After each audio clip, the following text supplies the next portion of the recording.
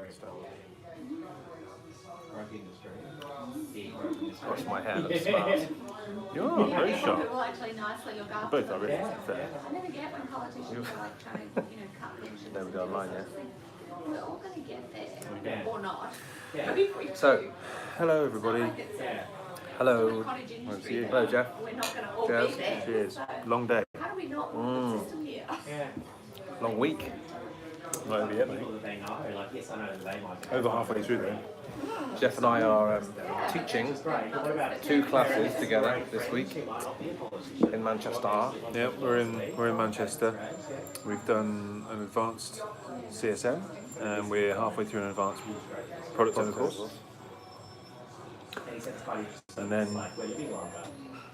then you're off to the cricket again. Back to the 5th test, When does it start? dead rubber test. The Friday, Thursday, tomorrow, yeah. Come on. We're in a quirky pub. We need ways to get out of this. Quirky pub that was suggested by one of our Twitter followers. Yep. Who was it? I can't remember now. Burnsy. No, Burnsy, was it? Anyway, I don't know. they suggested Peveril of the Peak, and it was an intriguing name. So we're here. And it's quirky. It's got a couple of little sidebars. It's got a really old-fashioned football table. Really Antique, old-fashioned It's the layout, isn't it? darts board and jukebox and things, and very. It's got character. We don't know its story yet. We're trying to find out its story. It's all it says here is it's been run by the city's longest serving landlady even. Evening. City's oldest serving or longest serving. Longest serving. How long has she been landlady? Do you know? 40 years. 40 years. Apparently. Well, what's the name? Doesn't say. All right. Well, they serve a decent pint. This is a Mancunian. It's called Hoppy Blonde. Is that the one you chose? I think so. Yeah, Hoppy Blonde. You like a hoppy ale, don't you? It's not particularly strong. Well, even not. Bit floral. Why would you? Bit citrusy. And taste-wise,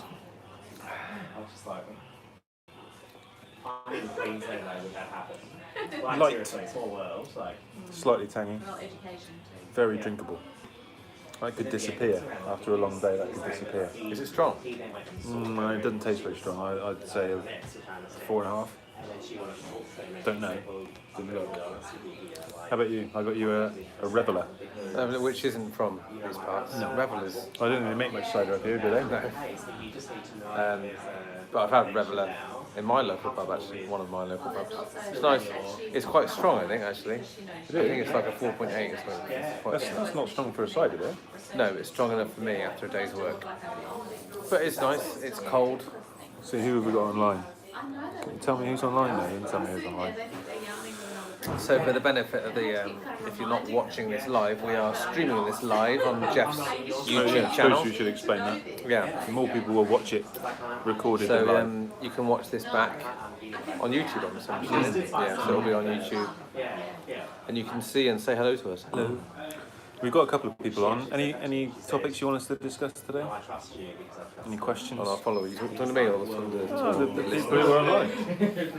Who is it? Do we know viewers. who it is? Have they revealed themselves? They've said hi, but I didn't quite catch the name. It's quite small on this phone. Maybe they're typing frantically. Are you doing the same thing tomorrow? We'll just sit quietly. Yeah, I'll wait. we'll edit this out, shall we? Oh, there's 4 listeners now, look. Sorry, just moving upstairs. That's fine, don't have to apologise. Me and Jeff looking particularly sharp because we've just had our not just our hair, but my beard has had a bit of a trim, and I must say, in my reflection, I'm quite pleased. Hi Hughesy, how you doing, mate? So yeah, You're looking particularly. it's like, and it was almost like the guy was measuring it to get the shape right. A bit of a perfectionist, was he? Oh, very much so. Yeah. Do you normally get your beard done at the barber's? Never. I think I've had it. Interested that you hadn't heard about it. No, I don't think I've ever had it like professionally trimmed. No? No. I do like a nice wet shave now and then. But I spent, for me, it was £30, which for me is an expensive haircut. It's not expensive, really. Well, for me it is. It shows. Mike the barber normally charges 12. It's worth it, mate. £12. It's worth it. You look good. No questions then. No questions on topics for anybody. We'll just make it all up. Then. No, we'll make it up. We'll find things to make. What can we see around here? Oh, here we go. Not joined you for one of these yet before. Anything off limits? Well, test us and we'll tell you if it's off limits. It's not kind of an ask us anything. It's spark a conversation and we'll have a discussion. There are kind of rules of sorts. Not really a question. Just listen to my voice. I've just come back off holiday. Have we done a Pubcast since holiday? I'm not sure when this one will go out. Well, this one's going out now. You had a holiday moment in the course. You've got something that you really should have remembered. What was that? It was the C of organic. Oh yeah. Yeah, it's explaining an acronym that I helped create. And you just lost yourself at Completely sea. forgot it. Yeah, happens. I did. After a good holiday, my first piece of work back, I'd forgotten the Agile manifesto. I'd been up, enjoyed myself so much. Kind of an essential part of the role. What was it? Something to do with people. Documentation, something like that. Yeah. I think I covered it. I don't think anybody noticed.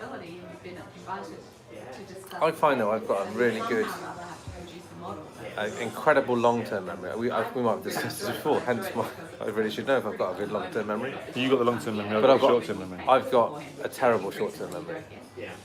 I'm the other way around. I lost my keys before we came out. Couldn't remember where I put them. Oh, what's the question? Most effective way So for group that of disappears. coaches align on a specific practice. Oh, it's gone. Got a team day on Friday. How can I get that back? Is there a way I can watch it from my phone? Oh, hold on. There's a chat thing here. Let's put the chat up. All messages visible. We've seen it before. How to get a group of coaches aligned on a topic was what I saw. How do you get a group of coaches aligned on a topic? Why would we want that? Okay, we need to ask a bit more context, really.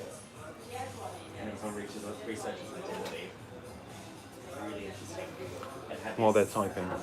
Yeah.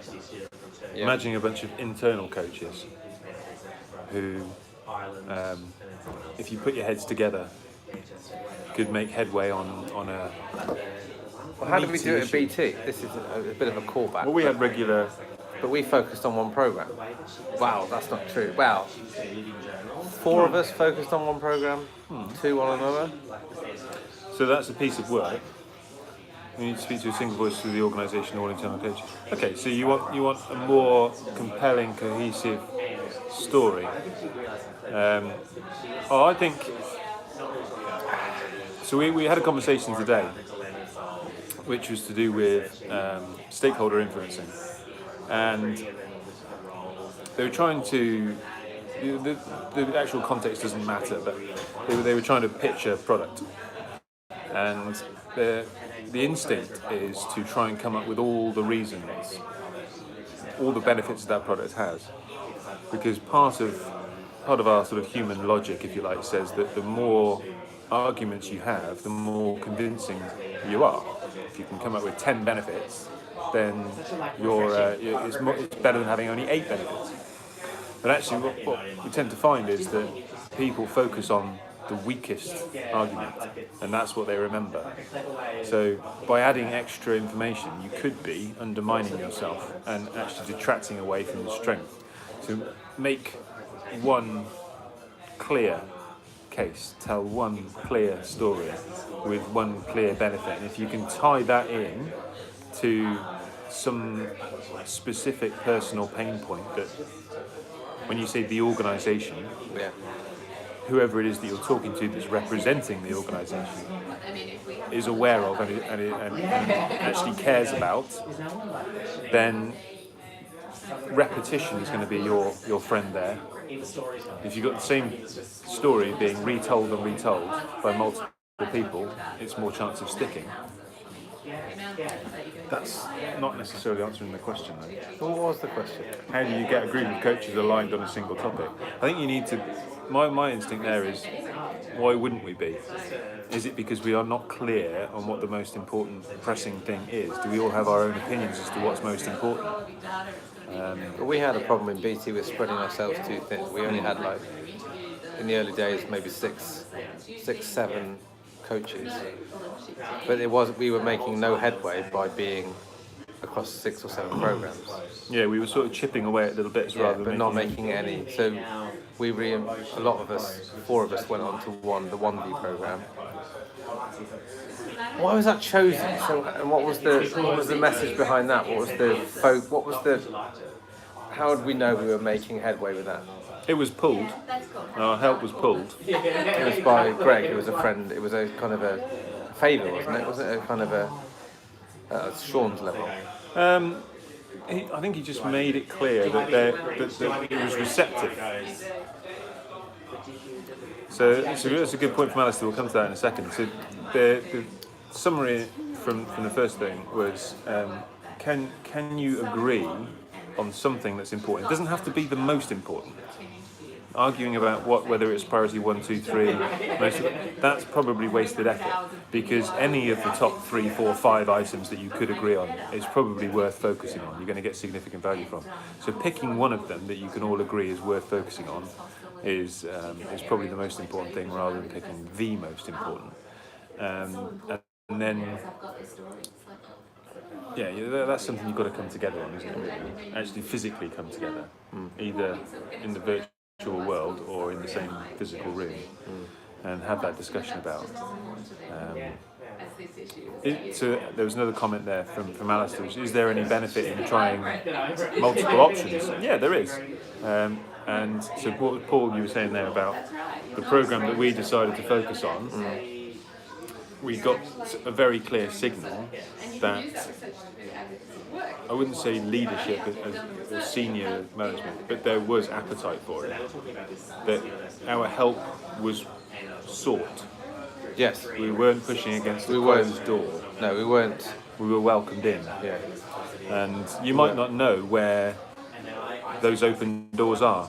So pushing on a few of them and see which ones give might give you the opportunity to find a few quick wins. Well, I think there was an appetite to make a big splash, wasn't there? There was it wasn't a particularly easy program. We chose a COTS package. Which it's got to be something worthwhile, right? Something Yeah. difficult enough for it to be meaningful. Because the pushback that we got is, well, that's all very well, but it won't work here, it won't work there. So we had to choose something that could answer a lot of those questions. Yeah. But no, there was several little small. There was lots of contacts. It was all about networks, wasn't it? These are internal coaches that had a lot of internal contacts. Al would go out and find people that he was working with, a lot of well connected in the Ipswich area. There was a supplementary point which I think is a bit different to our situation. So it flashed up there that there were lots of strong opinions and egos. Right. Amongst the coaches. Amongst the coaches. No, we didn't have that at all. No. And it's something that I've been talking about at a company that I'm coaching at the moment. Now, in order to become part of a team, so if these agile coaches are going to consider themselves a team, anyone who becomes part of a team sacrifices a certain amount of their individuality in return for that acceptance into the team. You get the protection of the team, you get the support of the team, you get that collaboration, but you have to give up a little bit of your own selfishness. I wonder if there's more of an effort you have to do, especially with maybe external coaches that are contract coaches, to have to work harder to bring them together under that united banner. Yeah. Whereas we were all internal employees, so the greater good was already at the forefront of our mind. Whereas we had a few externals, didn't we, that came in. They towed the lump to a degree, but they didn't. I don't think they were ever as invested as we were. No, they had their own ulterior motive, they had their own agenda for proving their worth. Right? Correct. Yeah, so for Different- furthering their yeah. career, not necessarily furthering the team. There's another question that just popped up there, which I think is related. It wasn't. I don't think it was intended to be related, but I think it could be. Which is, what are some of the powerful questions that you can ask to motivate people towards continuous improvement? And for me, I think that. Well, there's an interesting phrase there, which is motivate people towards continuous improvement. Whereas I have the theory that most people have an intrinsic motivation for continuous development, as long as they feel capable and safe to do so. Most people don't want to stay static. They would like the ability to develop things, which is why people have hobbies in their spare time and so on. Yeah. So it's not necessarily a question to help people want to improve. My powerful questions would be more around, what do you think is stopping you from improving, and what would allow you to, what do you need to feel more able? Feels like we should mention the change equation, Jeff. Okay, all right. People So know what that is. so we believe that people go through, either consciously or unconsciously, a kind of mental calculation when it comes to change. So this could be around continuous improvement, and the benefits of continuous improvement have to outweigh the costs of that continuous improvement in this case. So if the benefits didn't outweigh the costs, why would they do it? They just wouldn't. It just doesn't make any kind of sense. And the costs don't have to be financial costs. They could be emotional costs, they could be energy costs, they could be opportunity costs, they could be all sorts of fear of failure, they could be fear of judgment, all sorts of different things that come into cost. So that's the basic equation. Benefit must outweigh cost. But because nothing is certain apart from death and taxes, there's always a chance that you decide to give something a go and it doesn't work. So there is a chance that it will fail. So when you include the probability of success, which is always going to be less than 100%, you are discounting the benefit. Therefore, the benefit side must significantly outweigh the cost side. So if you're coaching somebody and they're thinking about doing something, whether it's continuous improvement or they're thinking about taking on a new role or giving a talk, whatever it is they're thinking about doing, then helping them explore both what are the potential benefits to you of doing this now and in the future, and also what costs do you see and how could you potentially reduce some of those costs, will help make it a little bit easier for people to do that. Sounds a bit sadistic, but we talked a lot about this today, but it's pain.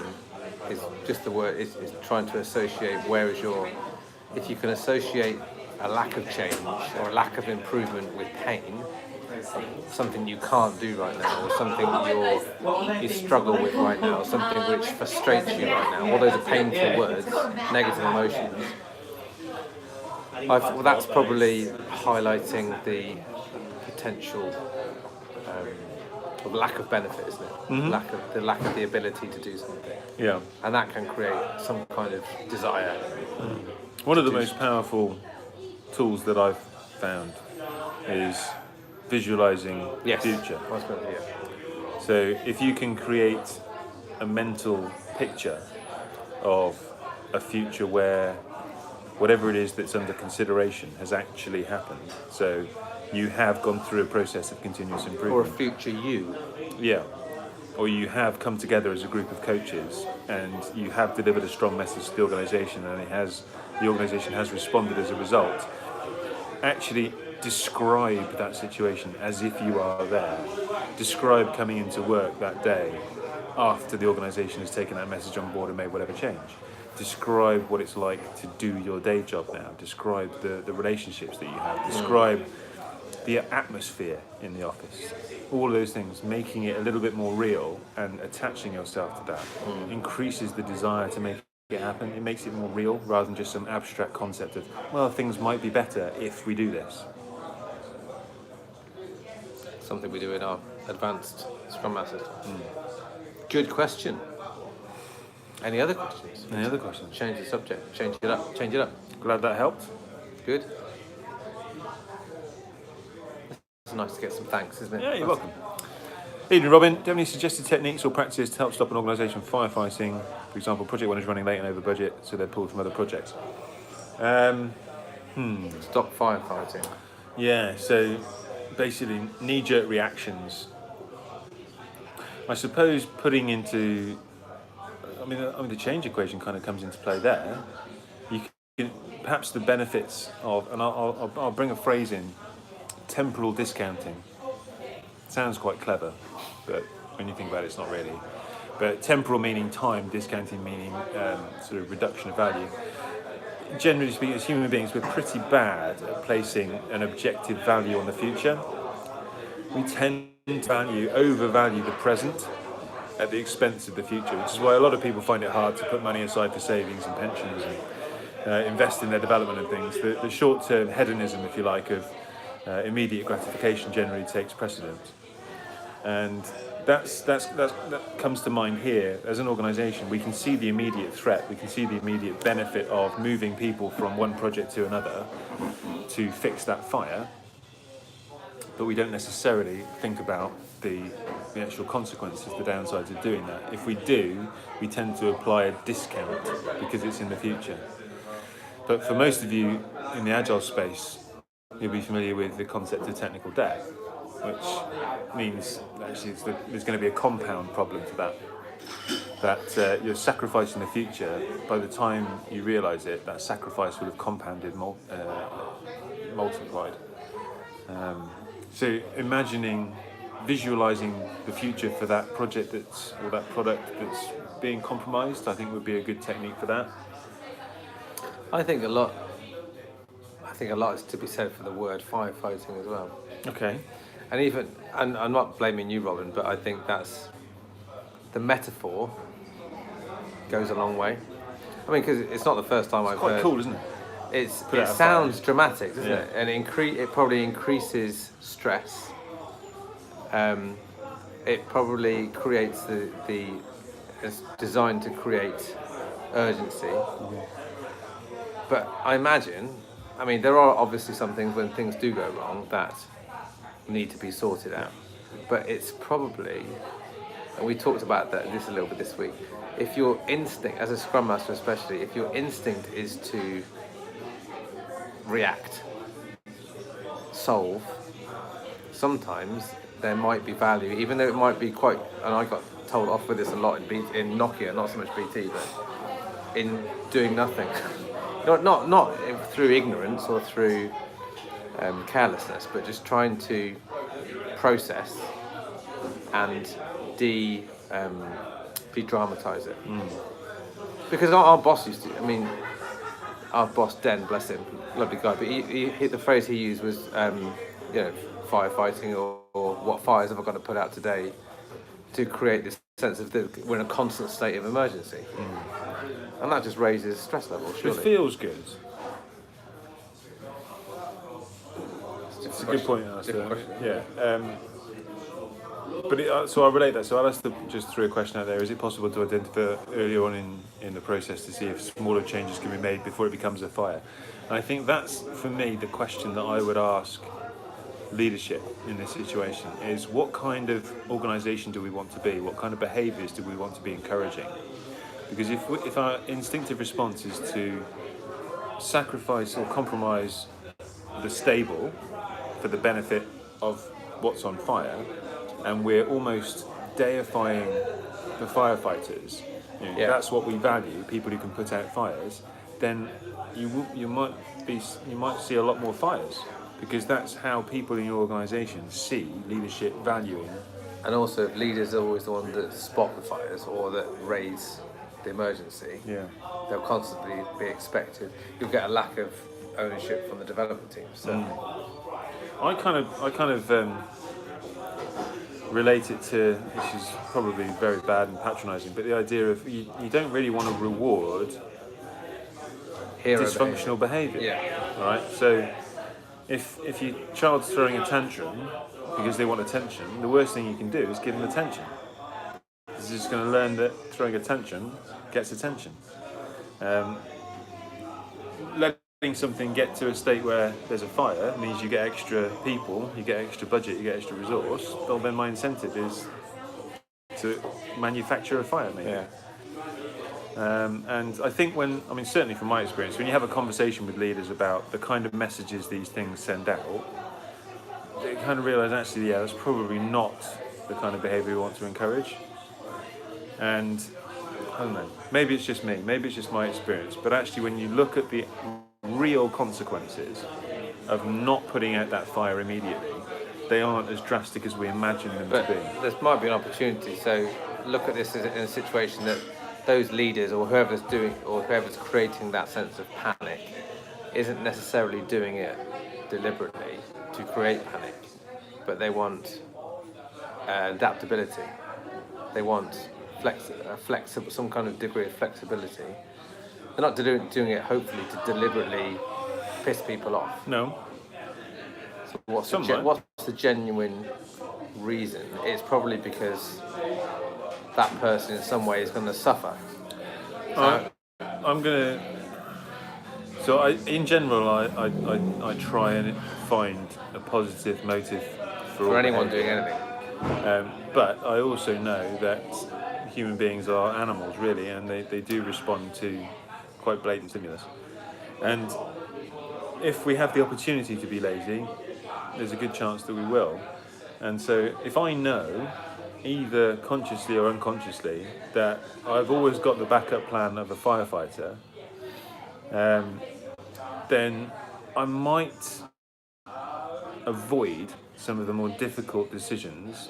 Whereas Alistair says, can we not find this out earlier in the process? Then I might avoid that because I know I've always got that fallback opportunity of, well, I can just say there's a fire and I get some extra resource, I get some extra help. It's a cultural thing. I think it's something that leadership need to establish quite clearly, and people pay attention to what gets rewarded and what gets attention. The plaudits, yeah. There's something around job titles then. What's our experience of job titles within the Scrum team? Junior and senior, wasn't it, from Andrew? What do you think about The leaders doing. Yeah, you're right. It is a long journey, Robin. And it might be a generational thing. A lot of these things take a phase of managers, leaders to move on before the next phase comes in. What was the question? Job titles. Titles in Scrum teams. Yeah. It was quite an open question. What's our experience of it? A junior and senior, regardless of the role. Well, but wasn't it taking some of the stimulus away from the job title? I had one of my worst, looking back now, I don't know if I told this story, my worst ever job title. I think you got me this job, you're to blame. Was for Mike Nicholson. Okay. And I was brought in as a project planner. Really? So my sole purpose was to ensure the Microsoft Gantt chart was right. What a soul-destroying job that was. You were awful at that. I know. I got told off. I did it once. I did it once. I created it, sent it to the boss, and I got a really shitty email back saying, "This is terrible." So that was my worst ever job role title that I think I wish I'd never had. Okay. But I think it was more around how that has an impact on people's. In principle, I don't really have a problem with job titles. I don't really have a problem with junior and senior, whatever people want to call themselves. I think in the great teams that I work with, the team actually doesn't care. The team doesn't care about the job title. They only care whether they're actually pulling their weight for the team. I question that. Okay. In Nokia, when I joined Nokia, management had just suggested a change that no longer are we all developers and testers. We are now engineers. Okay. And there was a bit of a revolt in terms of a pushback that some of those developers and some of those testers felt that their talent was being diminished, which is, I think, it's a fair point. Okay. I know, I can see you're trying to create this sense of T-shaped, well-rounded engineers. I get that, but I think if you believe, and your interest and you feel your value is in the skill, having that skill removed from your role. Harry Kane, right? Not removing it from his role, you're No. removing it from the title. Harry Kane would Harry Kane enjoy being called a striker, or would he enjoy being called a footballer? I think he's a footballer. I don't know. I know he was the first person to volunteer to go in goal when the keeper got sent off. Maybe the role, the position, the role isn't as important to him. I don't know. I remember when I just first joined Nokia, there was a bit of a murmuring of we're all bloody engineers now to try and make us all the same.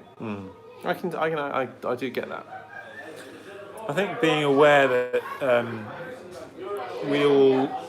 I think there's got to be a recognition of what we bring to the team. I think so. Andrew's question was also about junior senior. I think junior senior does have an impact. Okay. Because that implies status. Sometimes there is, though, right?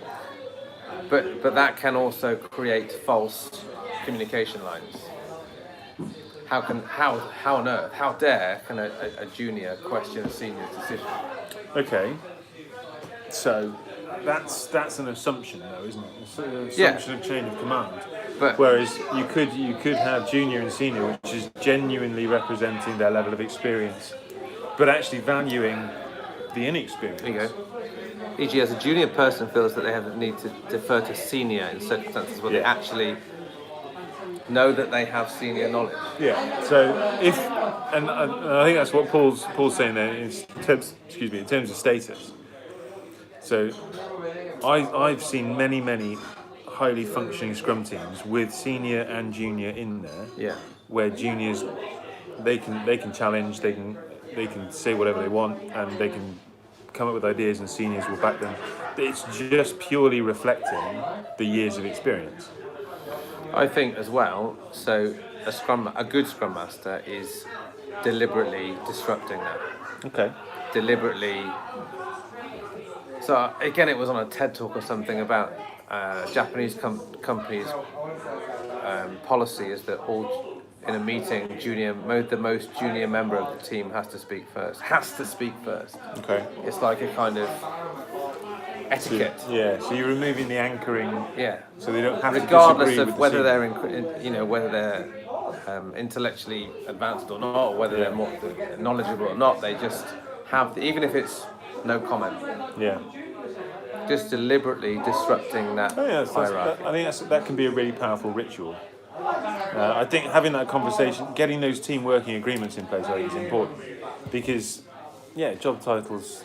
I think if you put the years in, then you shouldn't really detract from that. I think that person shouldn't be penalised or I don't know, have their nose thumbed for it. Robin had a supplementary question there which just popped up, which is, what about if you've got senior because of experience, but then you change roles? So you were, for example, a senior developer, but then you move into another role like Scrum Master where you have no experience. Yeah.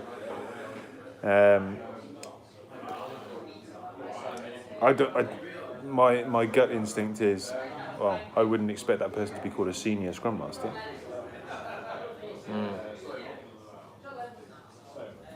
Interesting, isn't it? I think so. I was trying to talk about experience. I won't name the company, but we had a Scrum Master selection meeting, and wrote on slips of paper so that we just introduced the idea, the notion of a Scrum Master, someone there to facilitate and bring people together, and we all voted. Well, no, you can carry on talking. I'll get another drink. Okay. I facilitate. You just disappear, are you? I'll just there. Okay. I'll be able to hear Jeff will be back. I'm going to tell my story, and then I'll just talk to myself for the next 5 minutes. You can't hear me. So this company, we all selected a the team selected wrote down a name that they thought would be the best Scrum Master, and it turned out to be the most junior's a strong. I don't think it's the right word. Inexperienced.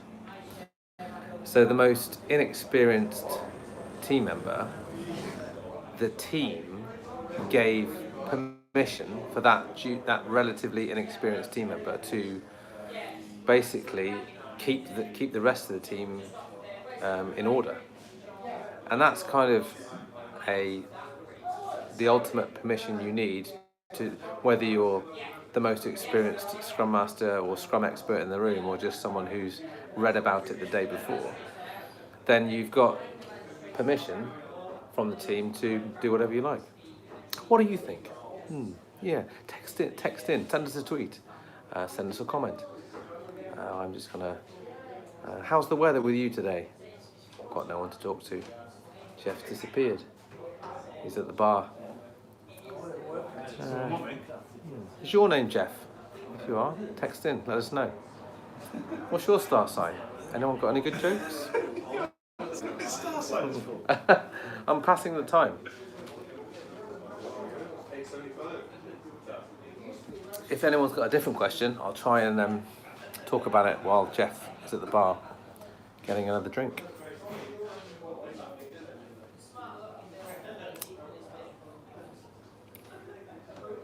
Oh, he's back now. Did you hear anything I said? Well, yeah, you're asking somebody's star sign. No, I was making small talk. And then permission. Asking for giving permission. But before we do that, have you changed your drink or No, you got the same thing? Sticking with it, I liked it, it's good. What are the tips you can give to a new SM? New Scrum Master. Oh, we could be here a long time to do this. I think we've done this before, but we can revisit it. It's fine. Maybe it's a new viewer. Go on then. First tip. Slow down. Not everything has to be at the pace you may be expecting. The reaction will be, and we talked about this a little bit this week, is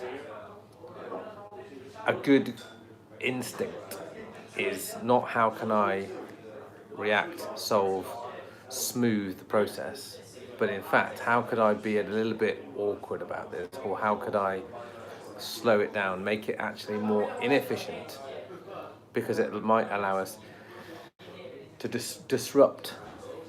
I think a disruptor is something. Read Jeff's book. Is a tip from Alistair. Is he on commission? No, but that'll be my first one. Number one, slow down. But Andrew must have missed the introduction. So I'm drinking a pint of Mancunian. So we're in Manchester, and this is called a Hoppy Blonde. Mancunian Hoppy Blonde, and it's very nice. Falls on the Reveller, the Orchard, something Orchard, Pig Orchard. Tastes like apples, apparently. My number one tip would be observe and play back what you see. So if you can visualize what you're seeing to the team, that can be a huge benefit without you actually doing anything, without you actually having to make any suggestions or offer any advice. Just observe and play back what you're seeing as neutrally as possible. And not just the team, but the system that they're operating in. You'll learn a lot, and the team will learn a lot without feeling like you've come in to change them. Would be my number one tip. But yeah, read my book. I hate to quote your book, but didn't you also say ask the team? Well, that's my deal. That's not just for a new Scrum Master. That's for any Scrum Master. But it's also about don't be afraid to admit you don't know, isn't it? About you're going to be asked some really, really complex problems that no one can solve on their own. So ask for help. Try and find a mentor. Alice's tip: try and find a mentor, ask for feedback. Good. Yeah, ask the team. If you're willing to learn. Well, we had. What were we talking about in the taxi on the way? On the way here. Yeah. Oh, somebody asked us about a Scrum Master who doesn't get it. So somebody has. Yeah. There's Gareth. Somebody has Gareth has a. I wasn't going to drop him in it, but wasn't Gareth. Someone called Gareth. We'll maybe. call him Gareth. We'll call him Gareth. Has a scrum master, or had a scrum master working for him years ago that didn't, in his words, didn't get scrum, and so couldn't avoid falling into command and control. And he, as this person's line manager, had to set some objectives for him and to encourage a change of behaviour, and was asking for advice. And my first instinct was, well, is this person clear about what other people, the team, management, the rest of the organisation, are expecting from them? And have they actually been part of that agreement? And explicitly saying this is what we're looking for. Or, because that person could well be interpreting the role of Scrum Master as problem solver. So they see the idea of removal of impediments as, okay, I'm the problem solver. Rather than, I'm here to create a team that can manage themselves. I'm here to facilitate team development, team growth, team ownership. So having that conversation about, well, what is this role? What is expected of this role? Knowing that, are you happy to take that role on? And then, if you are, then you can get some feedback on it. That was what came to mind there. So yeah. We got a thumbs up. It's the first one ever, isn't it? Yeah, we got a like. I reckon we don't want to overcook this, so we just do one more question. Yeah, one more question. Anything else on anyone's mind? I'm quite close to the camera. See right Swede. in my eyes. Someone's just taken my retinal scan now. No. 3 likes. 3 likes, awesome. 3 likes. Brilliant. This is some kind of record. Oh, no, we do a spoiler about what we talked about last night. Favourite article you've read recently? What was that? No, perhaps we shouldn't. What we were planning last night, I was maybe going to give a bit of a teaser, but I can't remember where it was. don't worry. Okay. What was the question? Favourite article you've read recently? Article. Well, you've been reading about body language. I've read 2 books recently. I've been very good. I read Ant Middleton's autobiography, the guy from SAS, Who Dares Wins. Interesting. I was expecting a bit more, but interesting. But the more interesting one, which I'm halfway through, is What Every Body Is Saying, which is a body language book, how to read people's body language, by former FBI investigator Joe Navarro. Very good. Read people from the feet up. That's what he's saying. What tells you most about people's emotions? He categorises it as uncomfortable or comfortable. Generally, the feet is the best place to start. Okay. What are my feet telling you now? Uncomfortable. Comfortable. Why? Well, just your... You can't see this. So your legs are apart. Yeah. Your kind of feet are just nice and stationary. Pointing outwards. But generally, tucking feet well behind you would mean that you're desperate to leave. To spring away. You're ready, desperate to leave. Or feet pointing towards the door, which you're not doing at the moment. Okay. But it's interesting. And happy feet, talks about happy feet. If your feet are moving, it means you're happy. Okay. Not nervous. No, generally happiness. I would say a book that I've read as well recently, rather than an article, is Factfulness by Hans Rosling. I really like that because it started with a quiz. The book did. Yeah. And it's a quiz that I did very badly on. Most quizzes though. That's a bit harsh, but I wasn't alone.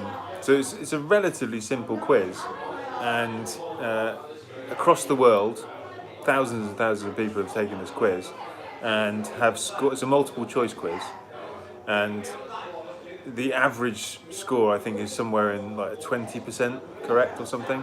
Why? Because we have, in general, an overly negative view of the world. Right. And it's fed by the media. This isn't a political rant, by the way, but just, because... We're generally told about negative stories. Well, yeah, that's what makes the news, right? Yeah. Death. There's 40,000 flights that landed safely today. Did you get a notification about that? No. If one doesn't, you get a notification about it. Anyway, yeah. So what? So yeah. we notice the more negative, drastic events, and so we therefore have a more negative view of the world. When actually the world has never been in a better state in so many metrics. Right. So he's a big fan of trying to get people to use data rather than their gut instinct, because our gut instinct is informed by biased filters and cognitive biases. And I just found it fascinating. And the one phrase, there's so much that I took out of it, but the one phrase that really stuck for me, and I related to an agile context, is that things can be both bad and better. So what I took from that was we do tend to over-celebrate our successes. And say, oh yeah, that was amazing, things are going really, really well. Well, actually, things are still pretty bad. That's okay. It's okay to still be bad. But even when things are bad, they're probably still better than they were. And it's almost a bit of cognitive dissonance, this idea that something can be better and bad. And Corey likes that phrase too. And I think that's really, really relevant to an agile context, because change takes such a long time. We often lose track of the bigger picture, and we focus on the latest frustration or the latest defeats, rather than actually seeing how far we've come. But also, Because we should get hung up on the successes, because Yeah. there's still a long way to go. Because if you just focused on the fact that everything's bad, you'd probably give up. Yeah. Is that what I mean? Yeah, it's quite easy to take a really fatalistic view and just not bother. And I think a lot of people have checked out of a lot of stuff because they see things very overly negatively when they're not. What's the book called? Factfulness. So the idea of trying to use objective data, facts, to inform your actions and judgments. So the facts are 4 people like that. And that's more likes than we've ever had on a live podcast. So we must be It's going in the right actually direction. verging on the most people we've ever had. Oh, it's the best interaction. That's great. Amazing There's interaction. something about either Manchester or This time. 7:30 on a Wednesday night. I'd be playing rugby now if I was at home. Sad. Oh, you wouldn't, because you're injured. I'm injured. Got a bad Achilles. But yeah, thank you to everybody for joining in. Thank Thank you you very for your much. comments, Enjoyed questions, that. suggestions. And until next time, cheers. Cheers. Cheers. Ta-ra.